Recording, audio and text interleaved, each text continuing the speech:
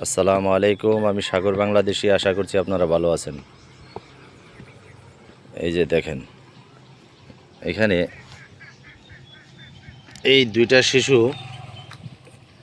তারা একজন আরেকজনের হাতে মাটি দিতেছে আর সে পুকুরের পাড় বানতেছে। হ্যাঁ, তাদের যে ধৈর্য শক্তিটা দেখে আমি অবাক।